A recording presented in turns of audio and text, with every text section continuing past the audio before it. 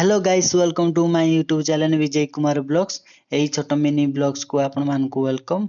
मु आम Dhenkanal government hospital रे जॉब करूची। मोर थिला नाइट शिफ्ट रे मु जाइथिली ड्यूटी।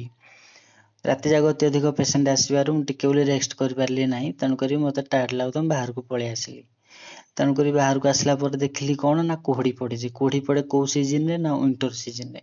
बर्तमान कुहड़ी पड़ी कौ दिन ना सेप्टेम्बर 1 तारिख राति 4टा बेलू कुहड़ी पड़ी। तेणुकरी कुहड़ी को देखिकी मत बहुत खुशी लगिला। मो छोट बेलर कथा भी मध्य मन पड़ा। आम जो छोट बेले थिलु स्कूल पाठ पढ़ुलु, शनिवार दिन मॉर्निंग क्लास हुए आमर।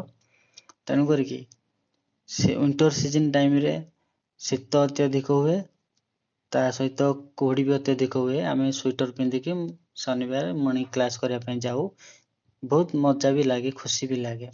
तेणु करिकी मोर इच्छा है छोट मिनी ब्लॉग्स टे बनवाई। जो भाई भौणी मान को भल लगुथबो निश्चय लाइक कमेंट सब्सक्राइब करेंगे। तो रही जय जगन्नाथ।